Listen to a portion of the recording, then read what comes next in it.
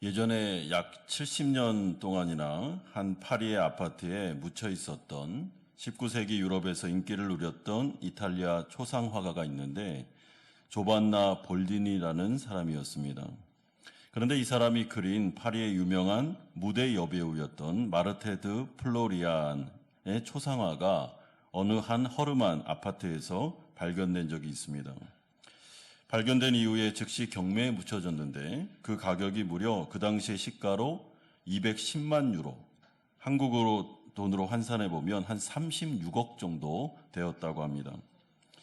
그처럼 엄청난 고액의 명화가 한 허름한 아파트에 그것도 70년 동안이나 묻혀 있었던 이유는 집주인이 그거의 벽에 걸려 있는데도 그 가치를 몰라서 이게 그렇게까지 비싸겠나 하면서 그냥 놔뒀기 때문입니다. 그러므로 그 가치를 아는 사람에게 반려된 다음에 그 시가를 따져보니까 무려 36억으로 그 그림이 팔리게 됩니다. 우리가 아는 소설 가운데 유명한 소설이 있죠. 보물섬이라는 소설입니다. 이것은 로버트 루이스 스티븐슨이 쓴 소설인데 보물섬 하면 저희 세대는 영화로 아니면 만화로 참 많이 이 보물섬을 봤습니다.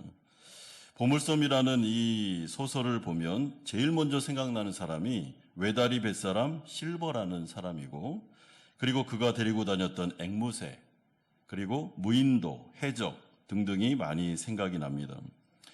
우리가 알다시피 이 소설은 지도 하나를 가지고 무인도에 감춰진 보물을 찾아 나서는 이야기입니다. 이 이야기 속에는 파란만장한 배신과 음모와 쫓고 쫓기는 추격전 등과 같은 상황이 계속해서 펼쳐집니다. 저도 어렸을 때 이 소설을 봤는데 정말 이 소설 보면서 그런 생각을 했습니다. 나한테도 저런 보물지도가 하나 있다면 얼마나 좋을까. 한번 저 보물섬에 가서 보물을 캐낸다면 얼마나 좋을까. 그러면 그 돈으로 이것저것 다 할 텐데 라는 생각을 한 적이 있었습니다. 저는 야구를 참 좋아했기 때문에 어렸을 때부터 야구를 참 많이 했습니다. 그래서 그냥 어렸을 때 이런 돈이 생기면 집에다가 야구장 하나 만들어서 평생 동안 야구했으면 좋겠다라고 생각한 적도 있습니다. 그 보물지도는 어떻게 보면 값으로 환산할 수 없는 엄청난 값어치가 있는 지도가 분명하고, 그렇기 때문에 이 보물섬이 그렇게 재미있었던 것 같습니다. 또한 제가 예전에 인터넷에서 이 세상에서 가장 비싼 다이아몬드라는 것을 한번 찾아봤는데 진홍색 다이아몬드를 본 적이 있습니다. 여러분, 이 다이아몬드의 가격은 무려 270만 파운드, 그러니까 원화로 따지면 한 40억 원 정도 되었습니다. 이 진홍색 다이아몬드가 사람들에게 인기가 있었던 이유는 세상에서 딱 하나밖에 없는 다이아몬드, 그 색깔을 가지고 있었기 때문입니다. 그러니까 희소성의 가치가 있는 것이죠. 그래서 이 진홍빛 다이아몬드가 굉장히 비싸게 거래된 것을 발견하게 되었습니다. 여러분, 이렇듯 세상에는 참 존귀하고 귀한 가치가 있는 물건들이 많이 있습니다. 그런데 오래되면 오래될수록, 희귀하면 희귀할수록 그 값어치는 기하급수적으로 올라가게 됩니다. 그런데 문제가 있는데 이것은 이러한 가치 있는 보물들을 가치를 아는 사람들이 볼 때에만 빛을 발할 수 있는 것이지, 가치를 전혀 모르는 사람은 아무리 진홍빛 다이아몬드 봐도 그 값어치를, 그리고 그걸 소유하고 싶은 마음도 별로 없습니다. 돌멩이랑 다이아몬드가 뭐가 다른가, 이런 생각을 하기까지 하는 것이죠. 그러므로 중요한 것은 그 가치를 아는 사람이 그 진품을 발견했을 때 흥분하면서 어떤 경매를 통해서도 그걸 사고 싶은 마음이 들더라라는 것을 우리는 확인하게 됩니다. 여러분, 오늘 본문에 보면 정말 유명한 비유입니다. 씨 뿌리는 비유, 버금가는 아주 유명한 비유가 나오는데 그것은 보화와 진주의 비유, 그리고 그물의 비유가 나오고 있습니다. 예수님은 이 마태복음 13장을 통해서 하나님의 나라를 비유로 설명을 해주셨는데 오늘 그 마지막 비유가 나타나고 있습니다. 하나님의 나라를 왜 비유로밖에 설명을 못할까? 하나님의 나라는 이렇게 설명이 불가능하기 때문입니다. 이 세상에 있는 그 어떤 그림이나 아니면 그런 문장을, 단어를 통해서도 설명이 안 됩니다. 영적인 나라고 그리고 어렴풋하게 그냥 비슷한 것을 가지고 예수님이 설명할 수밖에 없기 때문에 비유를 가지고 설명을 하셨습니다. 그럼에도 불구하고 예수님은 이 나라가 엄청난 가치를 갖는 나라이기 때문에 이것을 알려주지 않을 수 없는 것이죠. 설명을 해주고 싶은데 설명이 안 된다. 이런 식으로 하면은 제자들의 마음이 얼마나 힘들었겠습니까? 그래서 이 세상에서 가장 비슷한 것, 그것들을 모으고 모아서 비유로 해서 설명을 해주셨기 때문에 어떻게 하면 진리에 근접해 있고 이 말씀을 잘 이해하면 하나님의 나라를 우리도 소유할 수 있게 되는 것입니다. 그리고 마태복음 13장에서 우리가 아는 바와 같이 비유로 설명하신 이유는 이 가치를 아는 자들, 제자들에게만, 하나님의 나라에 완전히 헌신된 자들에게만 진리는 열려지게 된다라는 것을 알려주심으로 사람들에게 영적인 귀가 열려서 이 말씀을 이해하기를 원하고 계셨습니다. 그렇기 때문에 하나님의 말씀은 전해진다고 해서 다 이해하는 게 아닙니다.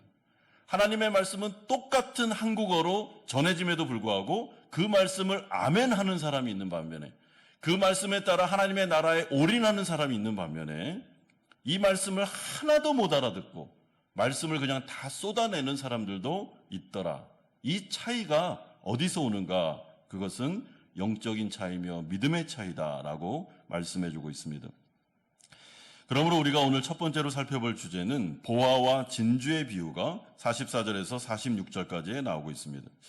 첫 번째 보화의 비유의 내용이 이렇습니다. 44절에 보면 한 사람이 등장하는데 이 사람은 아마 다른 사람의 밭에서 일을 해주고 품삯을 받는 소장농이었을 것입니다.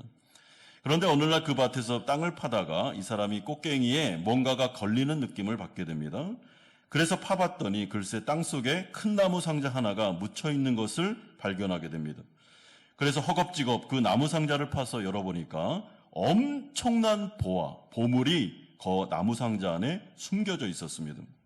그래서 소장농은 너무나도 놀라고 기쁜 나머지 금은보화 상자를 땅속에 다시 묻어두고 얼른 집으로 달려가서 자신의 집과 모든 소유를 다 팔아서 그 밭 전체를 삼으로 그 안에 있는 그 보물, 그 상자를 얻게 되는 장면이 바로 이 비유의 내용입니다.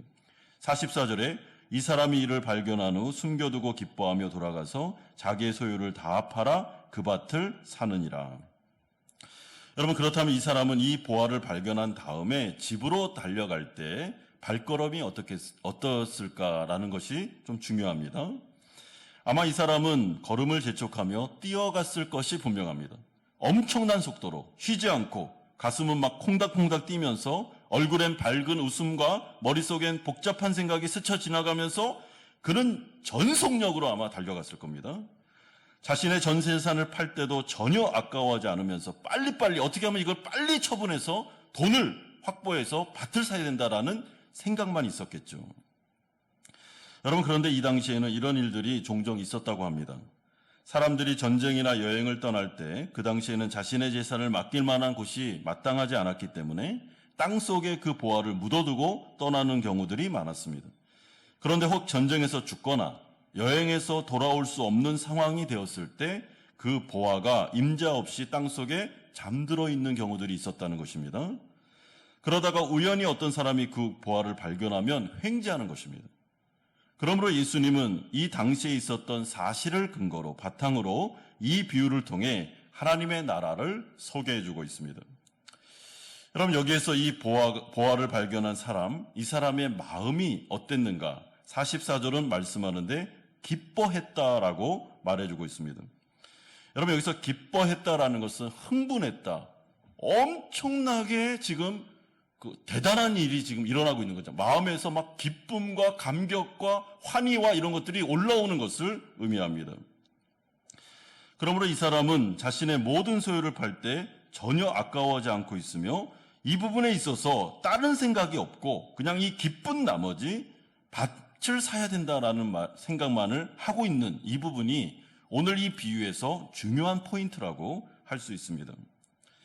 예수님은 이와 비슷하게 두 번째 비유, 극히 값진 진주의 비유를 통해서 또한 이 부분을 한 번 더 강조하시는데 45절에 보면 진주를 발견한 한 장사가 모든 것을 다 팔아 그 진주를 사는 내용이 나오고 있습니다.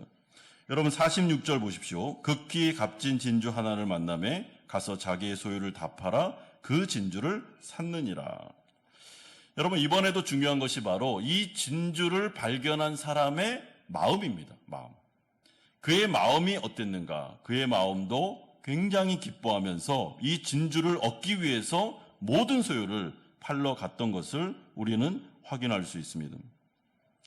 그러니까 값비싼 진주, 그 생각만 이 사람의 마음속에, 이 사람의 생각 속에 있는 것입니다.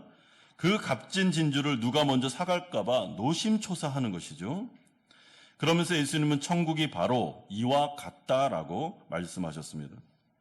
이처럼 엄청난 값어치를 갖는 진주나 보와 같이 하나님의 나라는 모든 것을 다 팔아서도 반드시 사야 되는, 이거는 사도 되고 안 사도 되는 문제가 아니라 반드시 사야 되는 엄청난 값어치를 가진 나라다라고 말씀해주고 있습니다.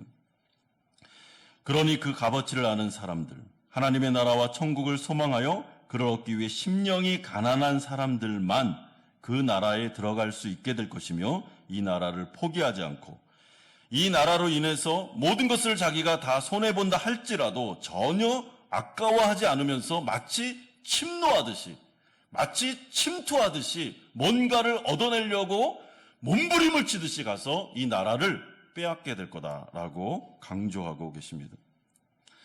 여러분 이거는 너무나도 정상적인 반응입니다. 누가 시켜서 억지로 할 수도 없는 반응입니다. 너무나도 자연스러우며 영적인 반응임을 우리에게 말씀해주고 있습니다.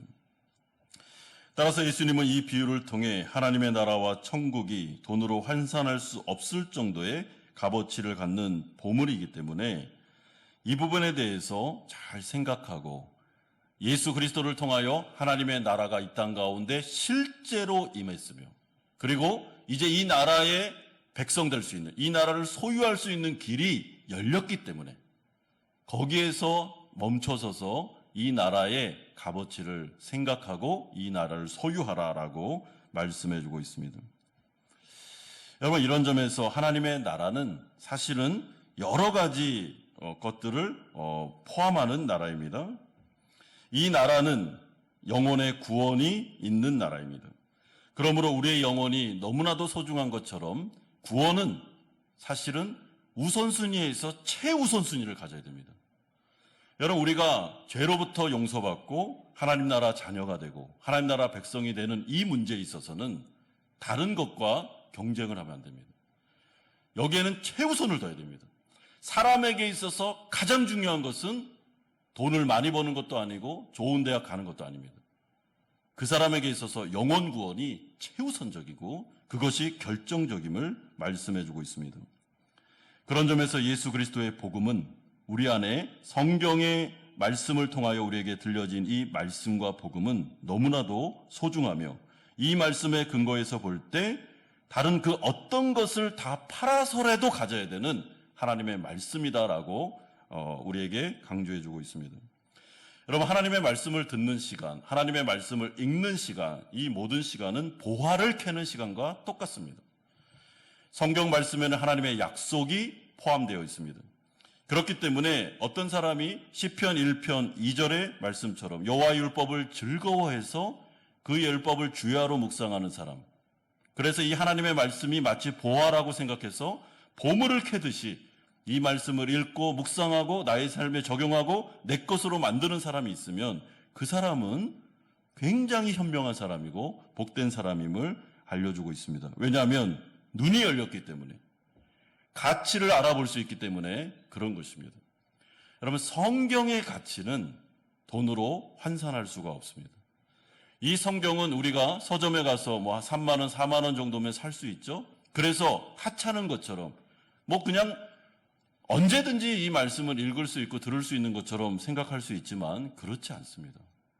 하나님의 말씀은 돈으로 환산할 수 없는 어마어마한 것이며, 이 말씀을 듣고 이 말씀을 묵상하는 자체는 엄청난 보화를 캐는 시간과 동일한 것입니다. 예수 그리스도의 십자가, 그분의 보혈은 돈으로 환산할 수가 없습니다. 그래서 인간에게 주어지는 구원은 값없이 은혜로 주어지는 것입니다. 여러분, 값없이 은혜로 주어진다고 해서 이것이 가치가 없는 것이기 때문에 그렇게 하는 것이 아니고 반대로 정말 최고의 가치를 갖기 때문에 돈으로 환산이 안 되니까 거저주는 것입니다. 그러므로 결코 성경에 나와 있는 복음, 구원은 값싼 복음이 아니다라는 것을 생각하셔야 됩니다. 여러분, 우리가 예수를 믿고 나면 우리 안에 성령이 내재하십니다. 이 성령 하나님은 이 세상에 있는 그 어떤 재물과 돈으로도 환산할 수 없는 분입니다.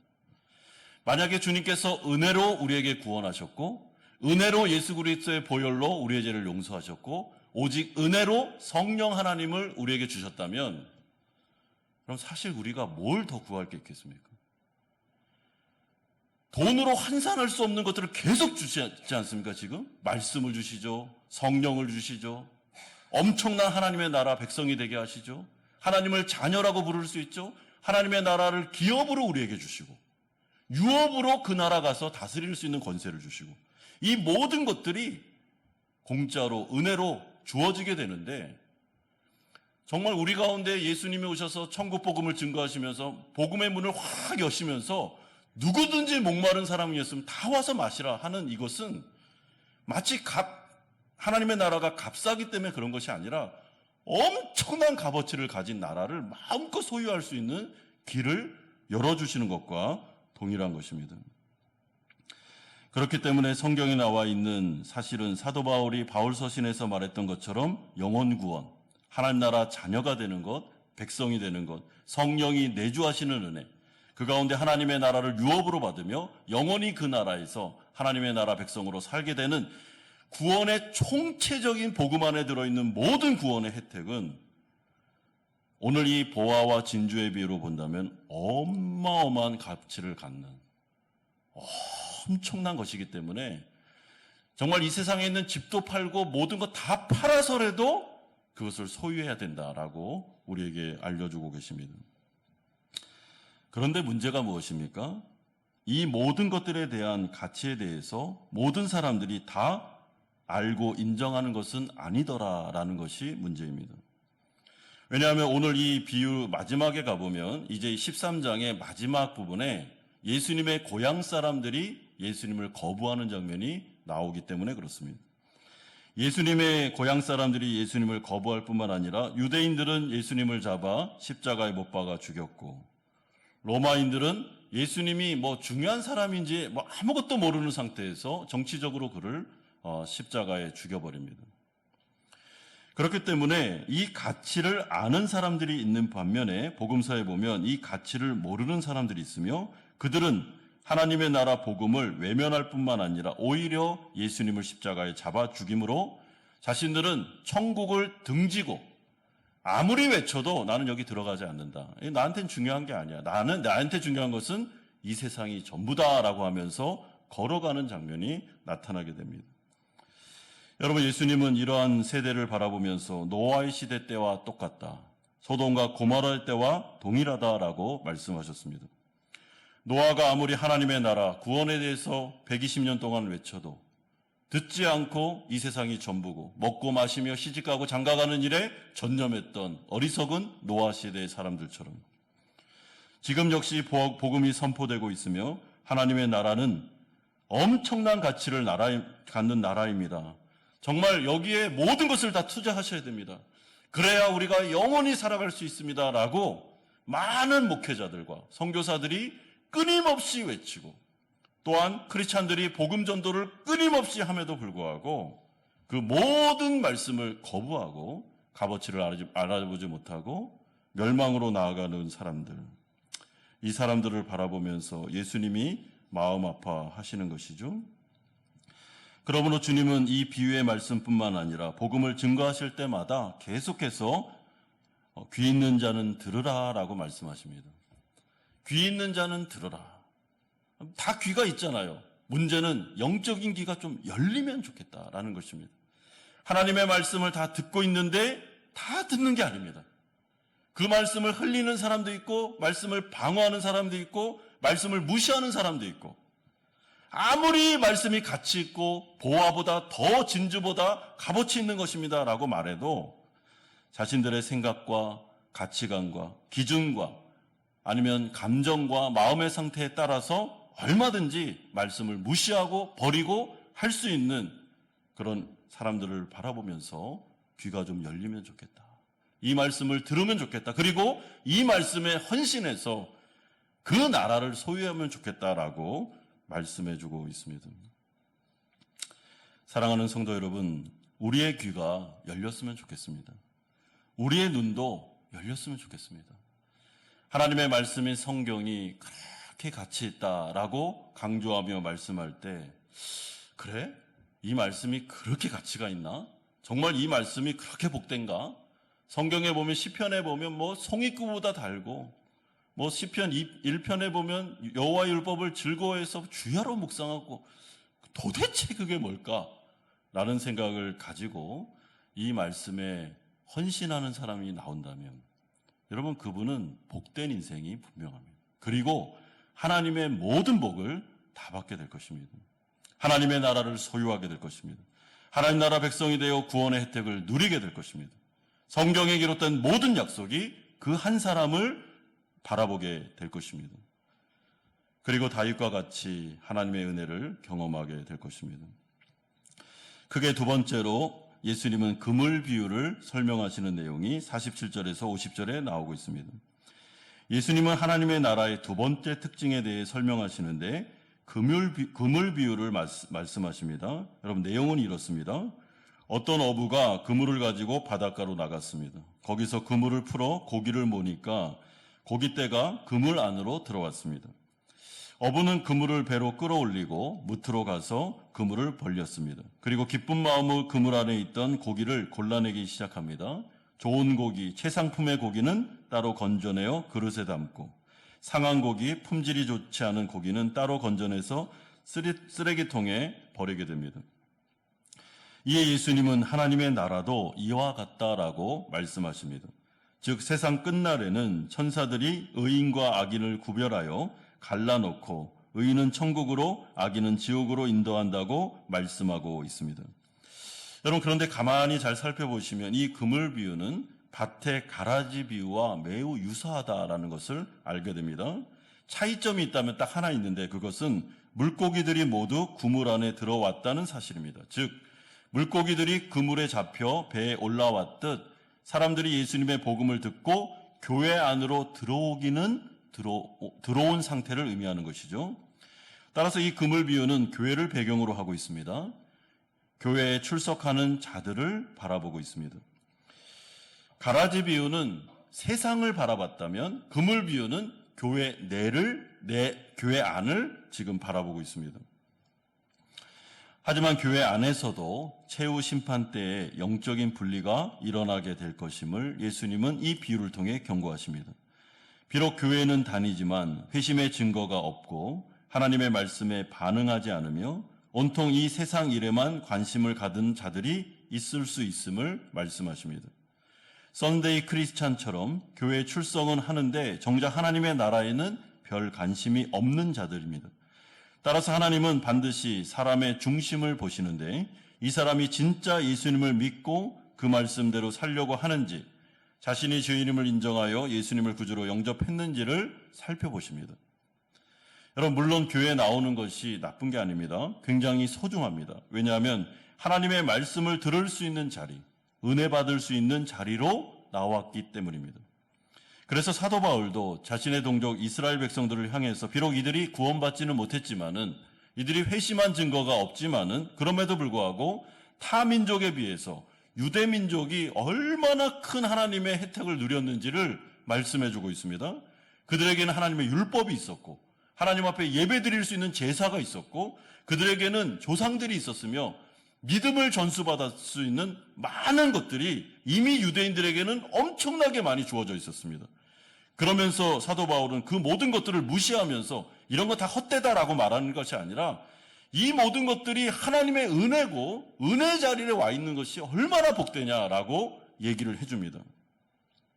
그럼에도 불구하고 사도 바울은 이스라엘 백성들, 자신의 백성들을 향해서 나면서부터 구원받는 게 아니고 나면서부터 자동적으로 이스라엘 백성, 아브라함의 자손이 되는 것이 아니라 오직 복음, 주 예수 그리스도를 믿고 자신의 죄를 인정해서 예수 그리스도를 나의 구주로 영접해야만 구원받을 수 있음을, 다른 복음은 없음을 강조해주고 있었던 것입니다. 여러분, 그러므로 구원은 결코 커피 자판기처럼 누르면 자동적으로 주어지는 것이 아닙니다. 아무리 부모님이 믿음이 좋다고 해서 나도 자동적으로 구원받는 것이 아닙니다. 내가 어떤 유명한 목사님을 알고 유명한 교회에 다닌다고 해서 구원이 보장되지도 않습니다. 중요한 것은 내가 내 입으로 복음을 듣고 하나님을 왕으로 모셔드리며 나의 죄를 고백하고 그분의 나라를 소유해야 되는데, 마태복음에 나오는 제자들처럼 자신의 모든 것들을 포기하고 이 나라가 나에게서는 전부입니다 라고 생각하면서 그 나라 안으로 들어가는 사람들만 구원받을 수 있음을 말씀해주고 있습니다. 이런 점에서 교회 안에서부터 심판이 시작됩니다. 영혼의 분리는 교회 안에서부터 시작됩니다.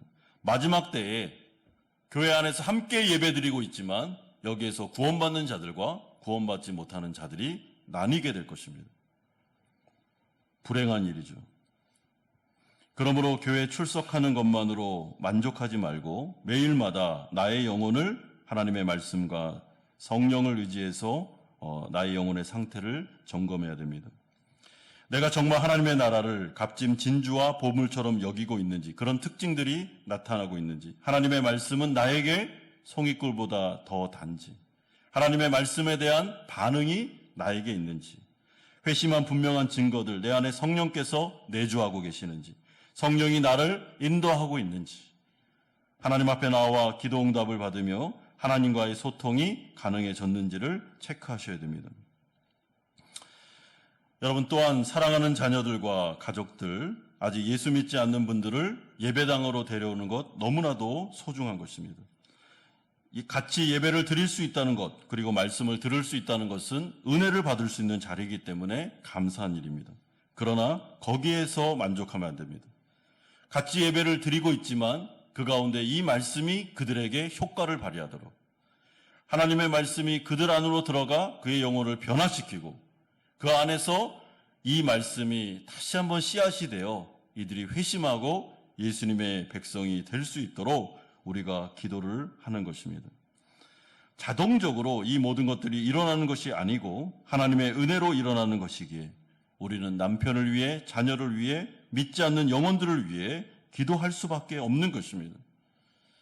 이 마지막 때에 구분이 일어날 텐데, 그 마지막 때에는 오직 예수 그리스도, 그분의 십자가 복음을 통해서만 천국과 지옥이 갈라지게 될 텐데, 그 모든 일들 가운데 우리가 하나님 앞에 나와 기도할 수밖에 없는 것입니다.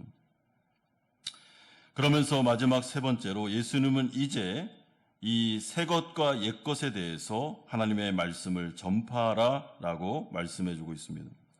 예수님은 제자들에게 비유를 통하여 천국 복음을 전혀 숨기지 않으셨습니다. 그들에게 해석하여 주셨습니다. 그리고 이 모든 과정을 통해 하나님의 복음을 알려주신 이후에 이제 이들을 파송하시며 제자들을 하나님의 말씀을, 복음을 증거하는 자들로 보내고 계십니다. 여러분, 하나님의 말씀은 구원을 창출하는 과정은 아주 간단합니다. 전도에 미련한 방법인데, 이것은 누군가가 하나님의 복음을 듣고 구원받습니다. 그러면 그 사람이 하나님의 복음을 전합니다. 그러면 그 복음을 전할 때 듣는 자들이 그 말씀을 들을 때 성령이 역사하셔서 이 말씀이 그 밭에, 마음밭에 씨로 심겨지고 심겨져 열매를 맺으면 구원의 역사가 나타나게 됩니다. 내가 믿는 가정에서 태어났든 아니면 사랑하는 친구를 통해 교회에 왔든 어떤 과정을 통해서 내가 예수님을 영접했든 그 모든 방법, 과정은 다르지만 그 안에 있는 그 구원받는 방법은 똑같습니다. 하나님의 말씀이 전파됩니다. 말씀을 듣습니다. 그 가운데 성령이 역사합니다. 그 말씀이 그 안에 구원을 은혜로 창출하게 되는 것입니다. 그러므로 우리가 이 과정을 통해 오늘 주님께서 제자들을 선택하셨고 비유를 통해 하나님의 나라 복음을 증거하시며 계속해서 이들에게만 하나님의 복음을 계속해서 말씀해 주시고 해석해 주심으로 예수님께서 기대하시는 바가 무엇인가? 제자들도 자신들만 구원받지 말고 이 말씀을 가지고 어떻게 해요? 주위에 가서 말씀을 증거하라는 것이죠. 여러분, 전도가 사형리의 방법도 있고 여러 방법도 있습니다. 삶을 통한 전도도 있고요. 그러나 우리의 마음속에 구령의 열정이 반드시 있어야 됩니다. 누군가에는 복음을 전하는 사람이 있어야 그 사람이 복음을 듣는 것입니다.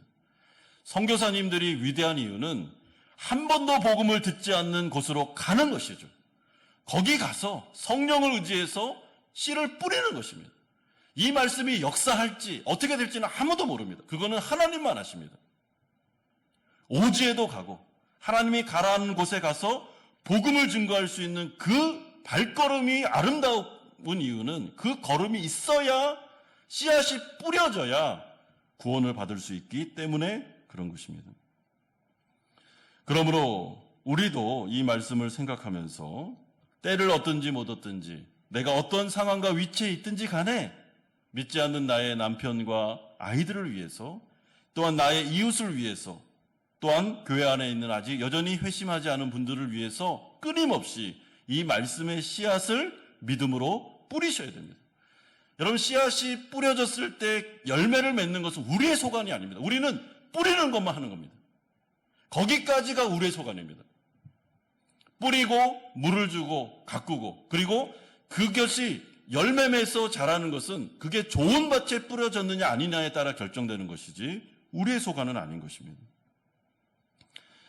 그러므로 씨를 뿌리고 눈물로 씨를 뿌리면서 하나님의 은혜를 구할 때 하나님께서 그 안에 놀라운 구원의 역사를 은혜로 이루어 주십니다. 사랑하는 성도 여러분, 오늘로써 마태복음 13장에 나오는 이 하나님 나라 비유가 마무리되고 있습니다. 하나님의 나라 비유를 들으면서 우리에게 각인되는 두 가지 중요한 점이 있습니다.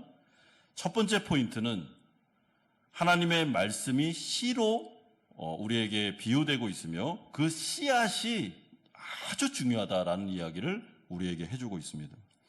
여러분, 그렇기 때문에 기독교에 있어서 이 성경 말씀을 빼면 기독교는 남는 게 없습니다. 아무것도 남지 않습니다. 그래서 사탄 마귀가 기독교를 공격할 때 제일 먼저 공격하는 게 성경입니다.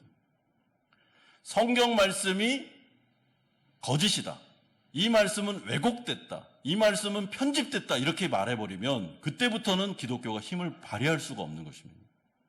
이 말씀은 진리다. 이 말씀만이 진리다라고 해야만 기독교는 능력을 발휘할 수 있습니다. 그렇기 때문에 하나님의 말씀인 성경을 가장 보화와 같이 여기면서 소중하게 이 말씀을 간직하고 이 말씀을 계속 씨 뿌리듯이 전파하는 교회, 복음을 증거하는 교회가 하나님 나라에 있어서는 선두에 있는 교회임을 우리에게 말씀해 줍니다. 그러면서 두 번째는 이 하나님의 말씀을 듣는 마음의 자세와 그 마음의 자세에 따라 사람은 두 부류로 나뉘어지게 된다. 하나님의 심판대 앞에서 반드시 두 부류로 나타나게 될 거다라고 말씀해 줍니다. 여러분, 이 세상에 존재했던 모든 인간은 딱 두 부류로만 나뉩니다. 그 안에 중간지대는 없습니다. 회색지대는 없습니다. 예수님을 믿는 것 같고 믿지 않은 것 같고 이런 건 없습니다. 가시떨기, 돌밭, 이것은 예수를 믿지 않는 것입니다. 그러므로 어정쩡한 신앙, 미지근한 신앙 이런 건 없습니다. 신앙에서는 분명하게 예수님을 왕으로 모시고 그분의 제자가 됐느냐, 그렇지 않느냐만 있는 것입니다. 그리고 이 비유를 통해 예수님은 계속 여러 번 반복하시기를 마지막 심판 때는 반드시 있으며 그때는 사람이 구분된다. 그리고 그 결과는 돌이킬 수 없는 결과다라고 말씀해주고 있습니다. 그래서 사람들은 마지막 심판 때 잃어가게 될 것이다. 후회하게 될 것이다. 그리고 그 다음에는 전혀 기회가 없을 거다라고 경고하십니다. 사랑하는 성도 여러분, 소름이 끼칠 정도로 사실 두려운 것이 바로 이런 것입니다. 우리가 이 세상을 살며 은혜 시대를 살 때는 기회가 있습니다. 하나님께서 우리에게 기회를 주실 때 그 기회를 한두 번 주는 게 아니고 70번씩 7번 무한대로 기회를 주십니다. 넘어지면 또 일어날 수 있습니다. 그리고 복음을 들을 수 있는 기회가 무한대로 주어집니다. 은혜 시대, 예수님의 재림이 올 때까지는 모든 사람들에게 공평하게 모든 기회가 무한대로 주어집니다. 그런데 만약에 예수님이 딱 임하시고 그리고 천국 문이 한번 닫히면 그때부터는 영원히 기회가 없습니다. 영원히 기회가 없습니다. 아무리 문을 두들기면서 한 번만 기회를 달라고 해도 긍휼 없는 심판이 가게 됩니다. 여러분, 이것이 무섭죠? 이것이 소름 끼치는 것입니다. 그렇게도 은혜가 많으셨던 하나님의 얼굴이 심판주의 얼굴로 바뀝니다. 그러면서 이 악한 종을 저 심판, 지옥으로 보내라. 더 이상 긍휼은 없다. 더 이상 기회는 없다라고 선언하시는 것이 마지막 때에 일어나게 될 것임을 말씀해주고 있습니다. 이런 점에서 우리가 하나님의 말씀을 들을 때, 기회가 있을 때 하나님의 말씀을 들을 수 있고 회개할 수 있고 또 하나님께 나아갈 수 있는 은혜 시대가 우리에게 있다는 것이 너무나도 중요하고 이 기회를 놓쳐서는 안 됩니다. 삶을 통해서나 아니면 말을 통해서나 믿지 않는 가족을 위해서 단 한마디의 말이라도 우리 교회 한번 가자. 하나님의 말씀을 들어야 된다고. 이렇게 말할 수 있는 용기가 우리에게 필요한 것이죠. 사랑하는 성도 여러분, 하나님의 나라, 성경 안에 기록된 하나님의 복음 안에 있는 그 모든 요소들과 혜택들은 이 세상에 있는 그 어떤 것으로도 환산할 수 없는 가치를 갖는 것입니다. 내가 만약에 구원받았다면, 예수님의 제자가 되었고 내 안에 성령님이 임재하고 계시다면, 그리고 하나님의 나라를 유업으로 받을 사람이라면, 하나님을 향해 아빠, 아버지라고 부를 수 있으며 기도할 수 있으며 하나님의 은혜가 내 안에 계속 주어지고 있다면, 기도할 때마다 회개할 때마다 용서되고 있으며 매일마다 매 순간마다 주어지는 하나님의 은혜를 경험하고 있다면 이미 모든 것을 다 받으신 것입니다. 가난해도 괜찮습니다. 아무것도 없어도 괜찮습니다. 이미 우리는 복을 다 받은 것입니다. 그것으로 만족하며 살아갈 때 이 세상의 복은 덤에 불과합니다. 여러분, 후히 주시는 하나님은 구원을 주셨다면 이 세상에 있는 모든 것들도 후하게 주실 겁니다. 가장 값비싼 걸 주셨다면 덜 값비싼 것, 덜 가치 있는 거 안 주시겠습니까? 후하게 주십니다. 그 좋으신 하나님을 믿고 우리가 추구해야 될 하나님의 나라, 하나님의 가치를 바라보며 우선순위를 그의 나라와 그의 의를 두고 살아갈 때 하나님께서 이 모든 것을 더하여 주시는 은혜가 우리에게 주어질 줄 믿습니다. 이 좋으신 하나님을 믿고 하나님의 나라의 우선순위를 두고 살아가시는 우리 성도님들 되시기를 주님의 이름으로 축원드립니다.